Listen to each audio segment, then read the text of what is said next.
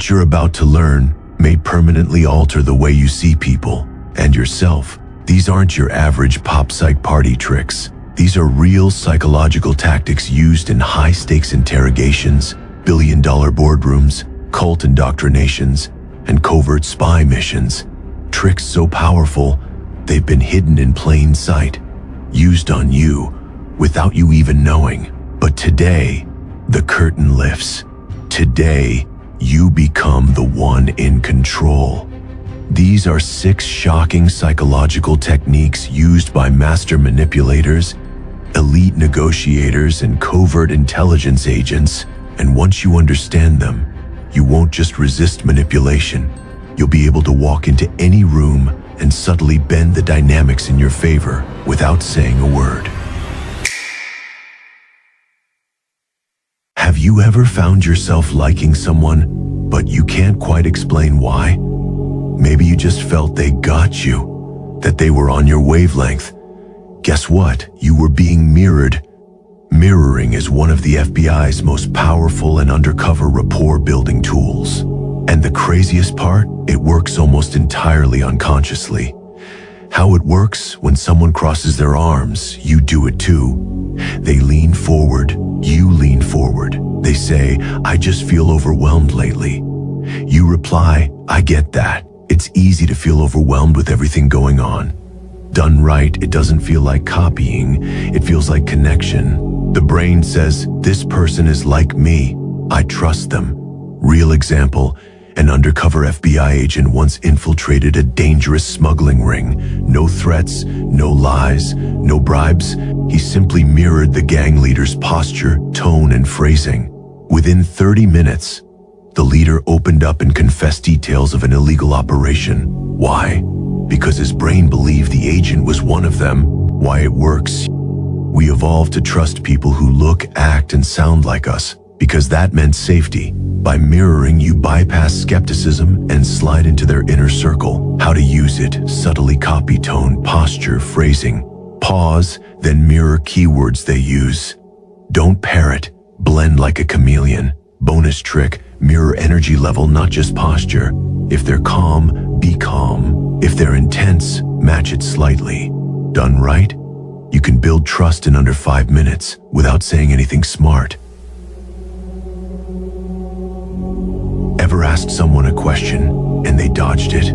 Here's how to destroy their defense without a single word. The trick: ask, then say nothing. Ask a deep or direct question. They avoid it or deflect. You stay silent, calm, still, staring softly. Their brain goes into overdrive. Why it works: humans hate conversational silence. It triggers cognitive dissonance. The mind scrambles to fill the void. And what do they fill it with? The truth, slips, guilt, secrets. They panic, and they start talking more than they should. Real example: police interrogators use this. After asking a question like, "Where were you last night?" they go completely still. The silence builds tension. The suspect fidgets, then blurts out, "I didn't even go to her house, I just called her." Let silence do the pressure work. Then wait 2 extra seconds after they speak before responding. You instantly seem dominant, calm, and in control. Here's a bonus tip. In meetings, silence after a weak idea forces others to explain or retract it. Pure power move. Ever been insulted or mocked in public?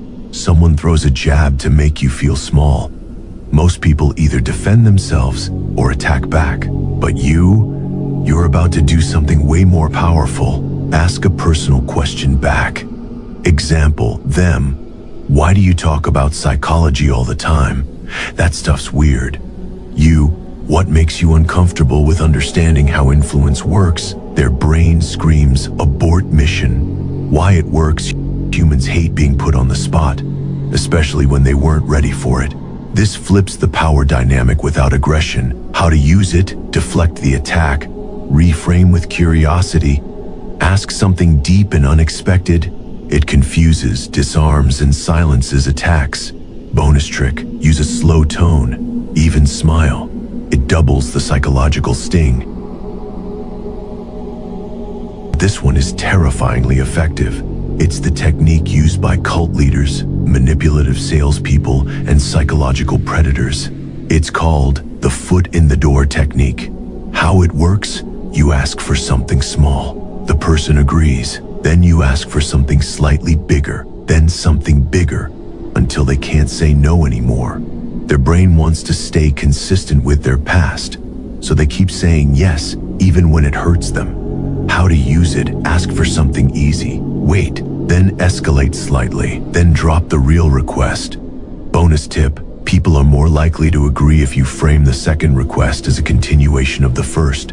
Use with caution, because it's powerful, subtle, almost invisible.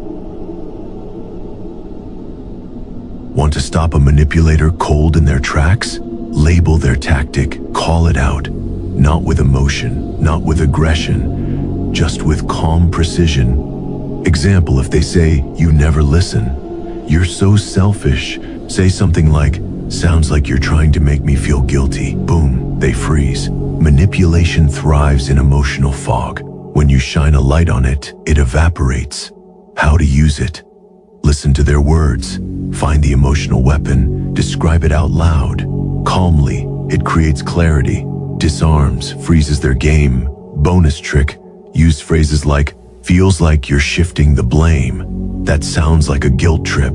Seems like you're trying to trigger a reaction. It works because you're not accusing, you're just labeling reality. By the way, I've got something very special for you.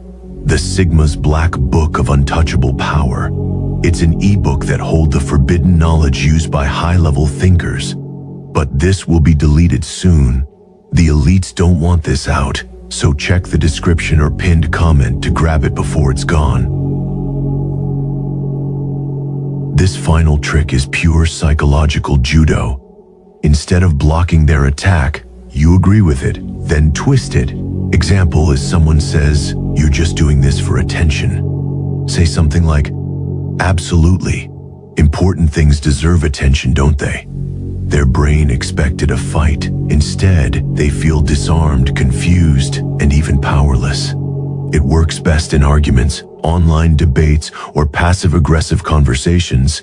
Bonus tip: use humor. It turns power plays into checkmates. These 6 techniques aren't just psychological tricks. They're weapons of influence. Use them wisely. Use them ethically.